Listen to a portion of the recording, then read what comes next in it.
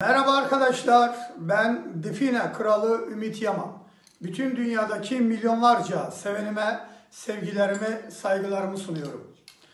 Arkadaşlar, bu bölümde define kanunlarıyla ilgili ve definecilerle ilgili Türkiye'de define kanunu nasıl olduğunu ve nasıl olması gerektiğini ve definecilerin nasıl yakalandığını hakkında size bilgi vereceğim.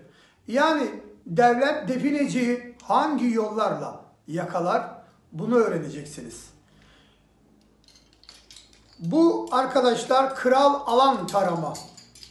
İkisi bu 2021 modeli, bu da 2022 modeli 304 krom. Mıknatıs tutmaz. İkisi de solüsyonlu, yani sapında aparat var gördüğünüz gibi. Artık 2021 modelini üretmiyorum. Çünkü evet, bu da çok şahane defineler bulur. Sapındaki su ve doğal kayaları engelleyen madde formül olduğu için bu formül zararsız, çürümez, kokmaz, mahşere kadar giden bir formül. Şimdi bu alan taramayı artık neden bakır ve pirinç kullanmıyorum? Çünkü bu pirincin içerisinde 7 çeşit değişik metal parçaları var. Kurşun, nikel, kalay, krom ve doğadaki bir kayanın içerisinde de en az 7-8 çeşit metal parçaları var. Siz göremezsiniz ama var. Her kayada var. Ne oluyor? Kendisine çok benzeyen bu pirinci kaya çekiyor. Ama doğada her zaman 304 mıknatıs tutmayan krom yok.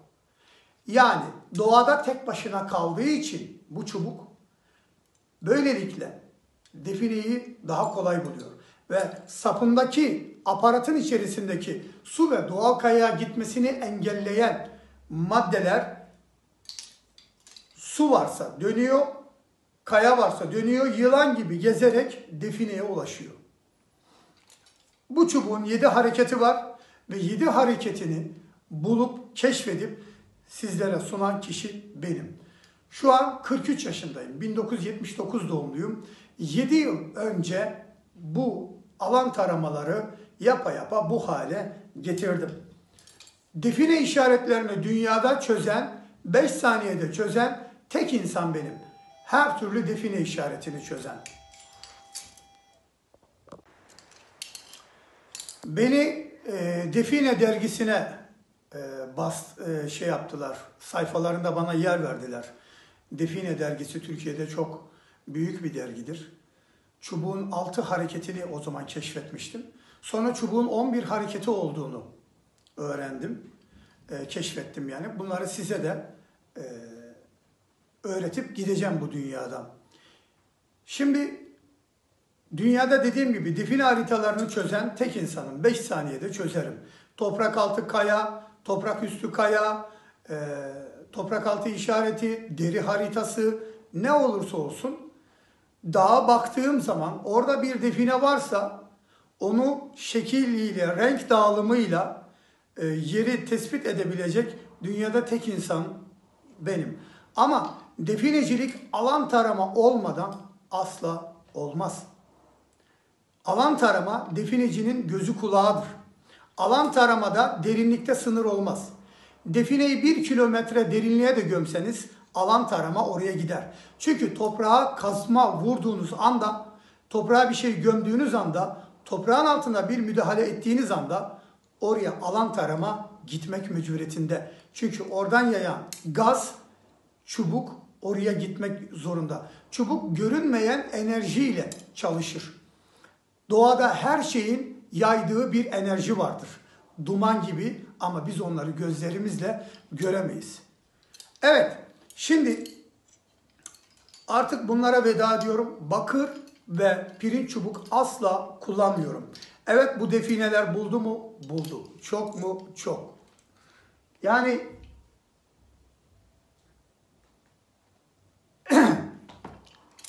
sapındaki su ve doğal kayaya gitmesini engelleyen aparattan dolayı çok buldu. Hala bulur mu? Bulur. Ama daha iyisi varken insanlara daha iyisini sunmak varken bu görevini tamamladı ve bitti. Evet, şimdi gelelim arkadaşlar, gelelim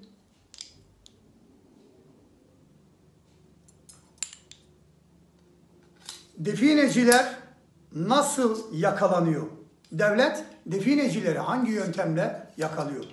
Şimdi günümüzde teknoloji geliştikçe devlet de definecileri yakalamak için yeni yeni teknoloji geliştiriyor. Bunlardan bir tanesi de foto kapan. Foto kapan. Bakın şu an arkamda gördüğünüz bir altın tozudur. Kil toprağa benzer. Bu Amasya'da bunu bir arkadaş 15 kilo olarak buluyor, müzeye numune veriyor ve sonra müze ona kalleşlik yapıyor. Devlet ona yanlış yapıyor. 15 kilo şu gördüğünüz altın bakın. İçine asit dökmüş hali. Ve bu arkadaş, bulan bu arkadaşın yiyecek ekmeği yok. Yemin ediyorum. Devlet buna bugünün parasıyla 5 milyon TL para vermesi gerekirken kazık attı. Bu arkadaş 15 kilo altını bahçesini düzenlerken domuz derisinin içerisinde buluyor. Toprak mı altın mı diye anlayamıyor. Sonra asit dökünce altın olduğunu anlıyor. Ve bir numune alarak Amasya Müzesi'ne götürüyor. Amasya. Bakın bu da elmas. Bu da elmas. Amasya Müzesi'ne götürüyor. Amasya Müzesi müdürü, evet artık zengin oldun, bekle seni evinden gelip ekip alacak gibi kelimeler kullanıyor. O da 9 ay bekliyor. 9 ay sonra jandarma geliyor. Ve 15 kilo altınla gözaltına alıp mahkemeye çıkartıp 3 gün cezaevine atıyorlar. Sonra bakıyorlar ki bu adam müzeye gelmiş, müzede kaydı var, bu adama yanlış yapılmış diye serbest bırakılıyor. Ama altından hiç pay vermiyorlar. Çünkü adama yanlış yapıyorlar. İşte ben bu yanlışlara katlanamıyorum. Devlet vatandaşına ekmek yedirmeli. Avrupa define bulana madalyan veriyor. Madalya takıyor, madalya. Evet, bu arkadaşın videosu da var. Yani Türkiye'de defineyi siyasetçiler götürüyor. Yabancılara peşkeş çekiyor siyasetçiler. Ama Türk milleti define çıkartmasın. Çünkü bu kanunu çıkartan yabancılara göbeğinden bağlı olan siyasetçiler. Bu ülkenin kaymağını yabancılar yesin. Türk milleti yemesin. Bugün günümüzde de Türkiye'nin kaymağını yabancılar ve sığınmacılar yiyor. Türk milleti en arka tarafta köle gibi itilip kakılıyor. Bu millete yapılacak en büyük kahpeliktir. Bunu asla affetmem. Siz de affetmeyin. Sizi bu ülkenin en sonuna atan siyasetçilere, size kahpelik yapanlara siz affetmeyin. Bu milletin en değerli unsuru Kürt, Türk, Alevi ve Sünni kesimi dediğimiz kesimdir. Diğerleri bu işin dışındadır. Öz sahipleri bunlardır. Ben şuna inanırım. Türkiye'nin öz sahiplerinin kimliği farklı olmalı. Sonradan vatandaş olanların kimlik rengi farklı olmalı. Birinci sınıf vatandaş bu ülkenin gerçek unsuru olan Kürtler ve Türkler ve Alevi kardeşlerimiz olmalı. Bizim kimliğimizin rengi sonradan para verip kimlik alanlarla aynı olmamalı. Ama bir mahkemeye çıktığı zaman sonradan gelenle bu ülkede yaşayan mahkeme eşit olmalı. Diğer hakları aynı olmamalı. Evet, şimdi devlet defineciyi nasıl yakalıyor? Foto kapan. Ağaçların arasına, görünmeyen şekilde kayaların arasına kamufle edilen ve önünden geçtiğin anda şak diye gece olsa gündüz olsa fotoğraf çeken foto kapan adlı makine. Fotoğrafı çeker çekmez ya içindeki çip belli günde gelip alan devlet memurları, askerleri var, polisleri var. Sonra bilgisayara yüklerler, bakarlar ki bu bizim köylü. Ya bu bizim köylü Ali Veli değil mi? Evet, elinde kazma var. Giderken kazmayla gelirken elinde bir çuvalla geldi. Demek bu define bulmuş. Hemen istihbarat takibe alın bunu. Takibe alın. Konuşmasını dinleyin. Mesela şu an ekranda gördüğünüz bu arkadaşı bir foto kapanla devlet yakaladı. Giderken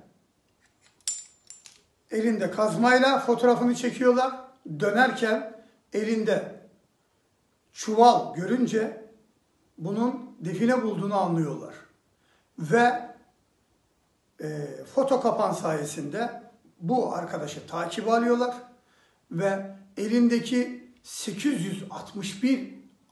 761 adet Roma dönemine ait, her biri Avrupa'da 20.000 dolar değerindeki çeşitli dönemlere ait sikkeyi ele geçiriyorlar. Kendisi ifadesinde zaten bu işi hobi olarak yaptığını ve müzeye vereceğini arkadaşlarına WhatsApp yazışmaları da var. Çıktığı mahkemede serbest bırakıldı. Mahkeme devam ediyor. Evinde bulundu. Satarken yakalanmamış. Bizde ne hikayeler var. Yani bu arkadaş bu işi hobi olarak yapıyor ve bilse ki müzeye gittiği zaman müzede ona teşekkür edecekler. Hemen hakkını verecekler. Hemen iyi karşılayacaklar. Bilse böyle bir müze olacağını ya da ülkemizde böyle bir müze olduğunu düşünseydi koşa koşa bekletmeden götürürdü. Ama günümüzdeki müzeler definecileri, vatandaşları eziyor. Sorular soruyor, kabadayılık yapıyor. İşte gördüğünüz gibi Amasya'daki 15 kilo altın bulan Amasyalı kardeşimizin hakkını gaps ediyorlar. Yani mesele burada bu ülkenin kaymağını bu millet yesin. Bu millet yesin. Hep aynı kişiler yiyor. Türkiye'ye iktidarı Amerika, İngiltere, İsrail getiriyor ve diyor ki söyle bu vatandaşlar define bulmasın. Bu ormanlar, bu limanlar bizim. Ona göre yakala bunları, bizlere teslim et bu defineleri. Şu an Türkiye'de müzede milyonlarca parça sahtesiyle gerçeği yer değiştirilmiş. Kaçırılmış durumda. Topkapı'da, Dolmabahçe Sarayı'nda her biri 36 kilo olan som altın olan Osmanlı vazosu 2 adet 2 sene önce kayboldu. Düşünebiliyor musunuz? 20 yılda nelerimiz gitti. Yani siyasetçilere dokunma ama gariban define bulduğu zaman çök. Niye? Yabancıların emri bu. Yabancıların kanunu bu. Müze ne yapmalı? Vatandaş define getirmiş. Nasıl bulduğun önemli değil. İster kazdın, ister tesadüf. Ben bunu soramam. Getirdiğin için devlet olarak seni mükafatlandıracağız. Değer tespitini yaparız. Paranın yarısı senin. Anayasada bu var. Ama bugün müze müdürleri ayrı bir kafa yaşıyor. Devlet ayrı bir kafa yaşıyor. Define kanunu ayrı bir kafa yaşıyor. Müzeye gelen turistlerden yılda kaç milyar dolar para kazanıyor bu devlet? 5 milyar dolar. O defineye, müzeye, o defineleri kim bıraktı gitti? Defineciler. Devlet olarak definecilere ev hediye et, araba hediye et, paralar ver.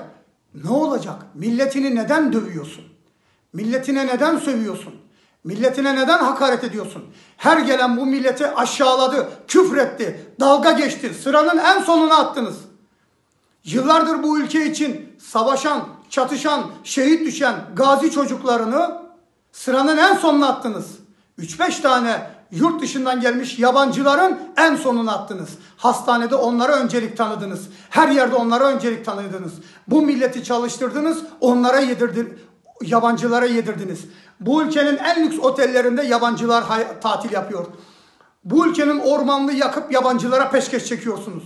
Yeter artık. Millet bu olaydan tiskindi. Bu ülke, şimdi bir define düşünün. 5 metre büyüklüğünde bir altın heykel. 2000 yıllık. Toprağın altında duruyor. Mahşere kadar duruyor. Ne devlete faydası var ne millete faydası var. Defineci buldu mu, müzeye konuldu mu devlet kazanacak. Turist gelecek. Tarih kazanacak. Tarihi bilgiler kazanılacak. Çocuklar okuyacak bu tarihi bilgileri. Her define bir tarihtir. Bir tarih dersidir. Bir geçmiştir. Geçmişin şahididir. Belgesidir. Üniversitelerde okunacak. Bakın arkadaşım bulduğu define bunlar. Bulduğu çubukta bu. Kral Avantarama 2021. Bu. 761 adet. Akdeniz bölgesinde.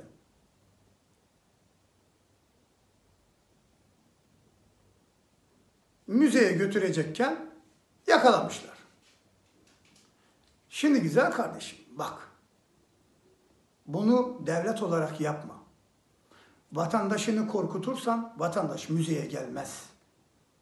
Devlet olarak milleti dövme. Sahip çık. Bu millet kaderine terk edildi. Hastanede bile bir yabancı sizin önünüze geçiyor. Siz hastanede randevu alamazken bir yabancı konuşarak 1 dakikada randevu alıyor. Bu milleti aşağılamayın. İşte bunun yüzünden biz diyoruz Atatürk'ünüze sahip çıkın, Cumhuriyetinize sahip çıkın. Cumhuriyetten nefret edenler, Atatürk'ten nefret edenler size acımaz. Memleketinizi satar, kimliğinizi satar, yabancılara peşkeş çeker. İşte bunun yüzünden diyoruz. Ben Atatürkçü bir adamım. Olay bu. Foto kapanla yakalıyor. Yani yüz tanıması yapıyor. Kazmayla giderken. Hiltiyle giderken. Kabloyla giderken. Şapkayı indireceksin önüne. Yüzünü tanımayacaklar. Akşam 15 metreye kadar foto kapan etkili. Gündüz 100 metreye kadar etkili. Bu.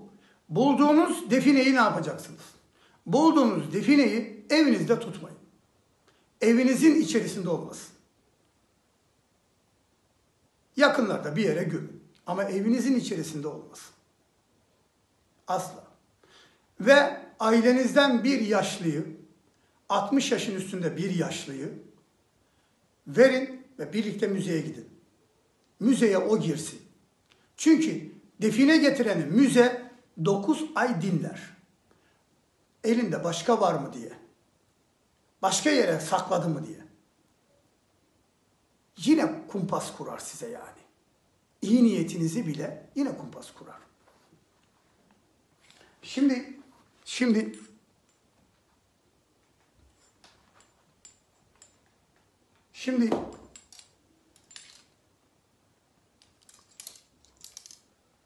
yaşlı bir insana, dedenize, nenenize verin. Onun adına her şey olsun. Müze değer tespitin %50'sini vermezse avukat tutun. Avukatla hakkınızı arayın. İkinci bir husus. Devlet sizi nasıl yakalar? Siz define bulduğunuz zaman hemen paralı bir insanı ararsınız. İşte zengin olan bir insanı. Ya dersiniz ki şu zengin, bunun tanıdığı vardır. Abi bunu satabilir misin? Elimde böyle bir şey var. İşte 1 milyon dolar, 2 milyon dolarlık. Defineci çok ucuz zannettiği öyle parçalar vardır ki milyon dolarlıktır. Elindekinin ne olduğunu bilmez. Avrupa'da müzeye götürse 1 milyon dolar vereceği parçaya Türkiye'de 10.000 TL bile alamaz. Ne oluyor? Siz hiç İngiltere'den, Fransa'dan, Amerika'dan, Hollanda'dan Türkiye'ye, Irak'a, Suriye'ye, İran'a, Azerbaycan'a define kaçıran birini gördünüz mü? Nereden kaçırıyorlar? Irak, Suriye, İran, Azerbaycan, Gürcistan, Türkiye, Bulgaristan, Yunanistan'dan Avrupa'ya kaçırıyorlar. Çünkü para veriyorlar. Çünkü sorgu sormuyorlar. Amerika'da bir define buldun ya, isterse 100 milyon dolar değerinde olsun. Amerika'da define yok. Buradan gider. Irak, Suriye'den. Amerika'ya bir şekilde o defineyi götürdüm mesela.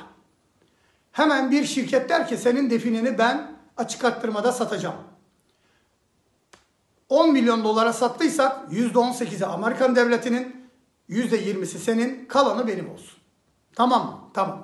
Amerikan devleti bu defineyi nereden buldun demez. Aferin, çok iyi yaptın, iyi kaçırdın, iyi ki getirdin der. Mesele bu. Define kanunun değişmesi lazım. Defineyi vatandaş satarken polis yakalasa bile ona kelepçe vurmaması lazım. Evinde define yakaladığı zaman ona kelepçe vurmaması lazım. Mahkemeye çıkmaması lazım. Savcılığa götürülebilir. Savcılık onunla konuşur. Defineyi sattığın için definelerine el koyuyoruz. Ama yine de değer tespitini yapıp %10'unu sana vereceğiz. Ama direkt müzeye getirseydin %50'sini sana verecektik. Eğer başka daha getirirsen onları da %10'dan sana yakaladığımız için ekstra parasını vereceğiz.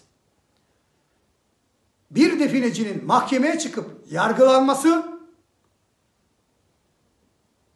yanlış bir kanundur. Olmaması gerekir.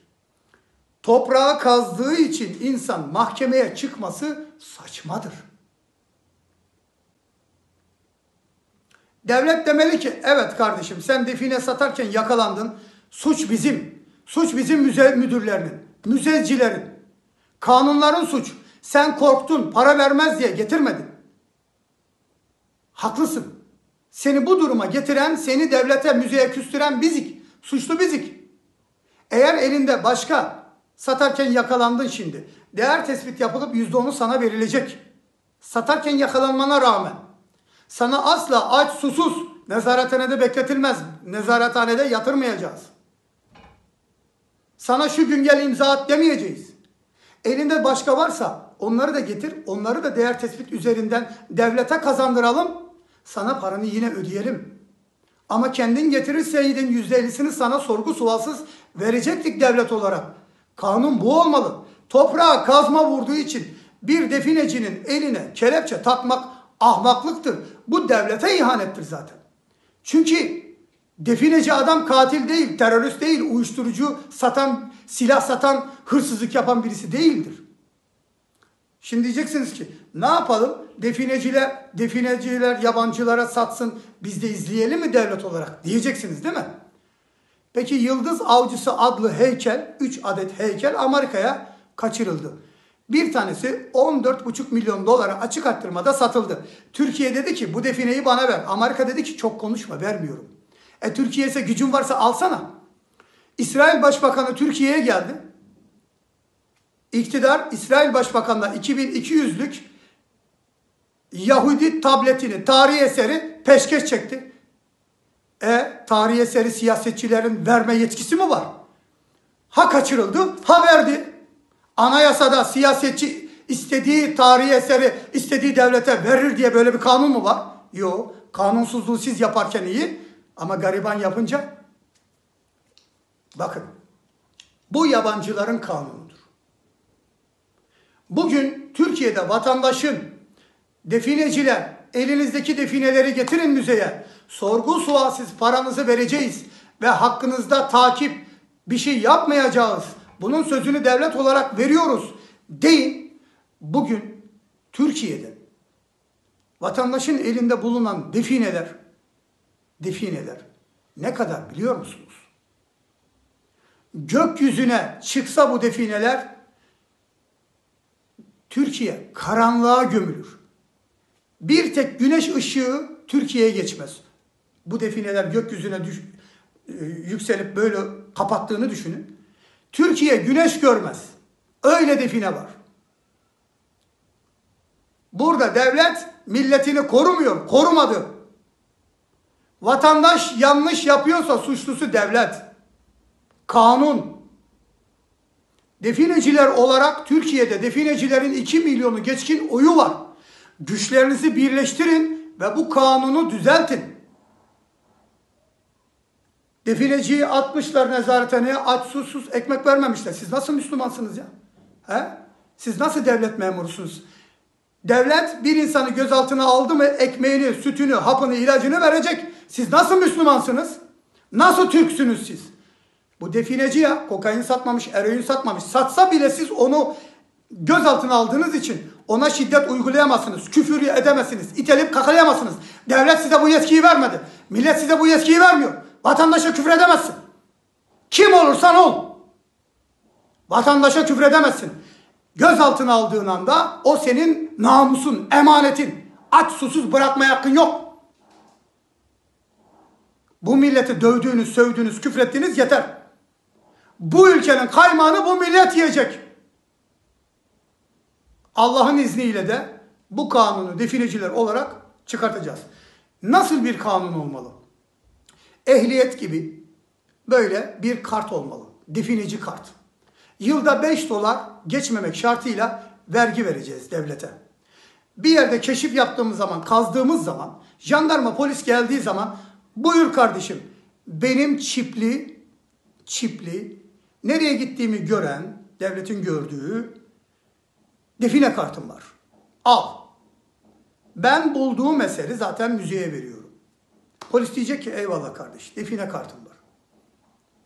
Bir ay eğitimden sonra define kartı almalı insan. Dedektör nasıl kullanır, alan tarama nasıl kullanır, can mal güvenliği nasıl riske atılmaz, yılan akrep sokmasına karşı ne yapmalı, acil durumlarda ne yapmalı, bunları öğretecek. Bakın müzeler nasıl dolar, neler neler çıkar toprak altından. Şu an toprak altında altın varaklı saraylar var, altın lahit var, gümüş lahit var. Neleri var. Bakın Kandil'de, Türkiye sınırı Kandil'de neden terör var biliyor musunuz? Orada milyarlarca hazine, altın, sikke, heykel, lahitler var. Onun için terör var orada. Oraya vatandaş girmesin. Yabancılar bir gün çıkartacak o yer altındaki sarayları. Siz hiç altın, saf altından lahit gördünüz mü? Mısır'da bile yok ama Türkiye'de var. Neler var? 5 katlı lahit gördünüz mü? Var. Neleri var? Türkiye müze konusunda çok zayıf. Öyle bir müze yapılmalı ki bir şehri komple müze yapacaksın.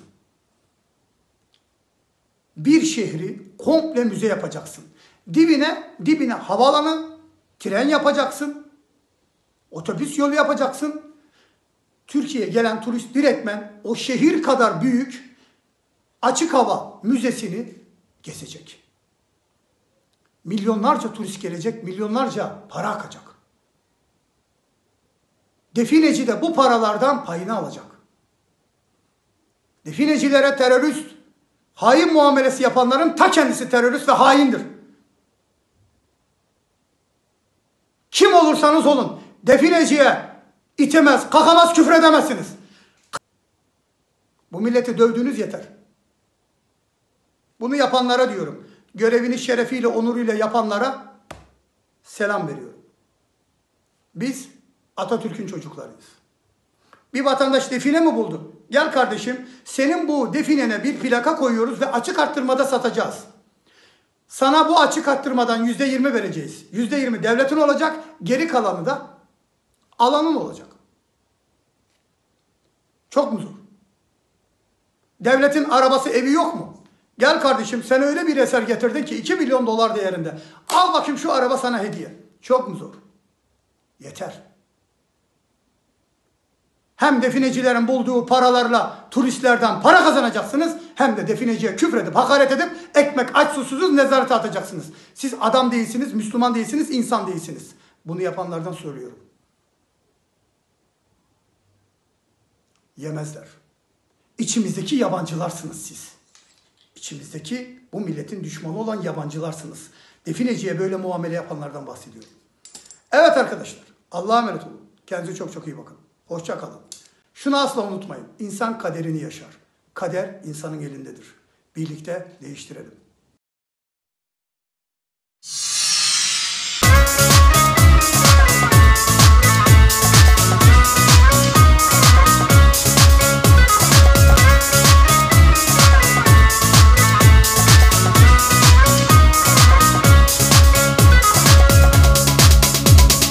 Yalnızlığa mahkum kalır bu gönül. Vursam gerçekleri tokat gibi yüzüne. Farkında bütün o yolların, ama ne çare gider gücüme. Ne gelir el elden ne gider benden? Her gelen çaldı gitti ömrümden. Ne gelir elden ne gider benden? Her gelen çaldı gitti ömrümden. Ayrılığın eşiğinde, kalbim ellerinde. Yıllarca avutuldum, uyutuldum kaderin beşiğinde. Ayrılığın eşiğinde, kalbim ellerinde. Yıllarca avutuldum, uyutuldum kaderin beşiğinde.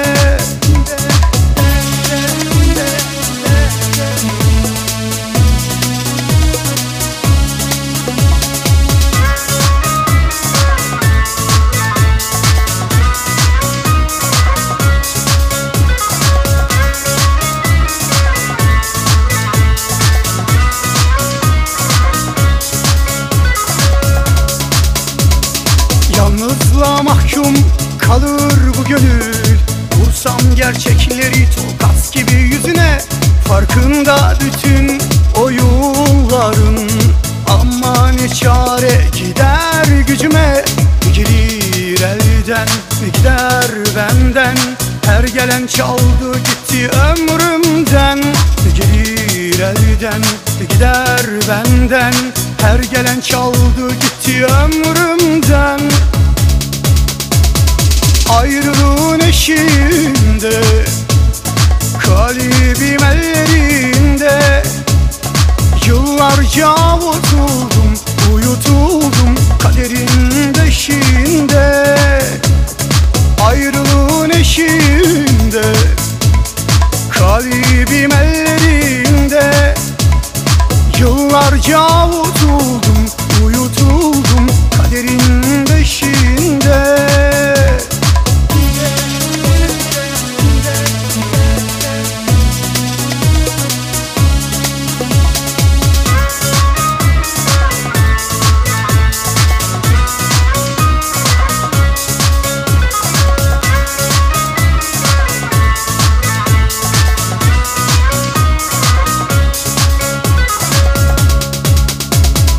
Ayrılığın eşiğinde, kalbim ellerinde.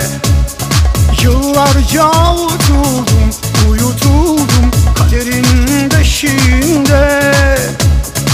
Ayrılığın eşiğinde, kalbim ellerinde. Yıllarca avutuldum,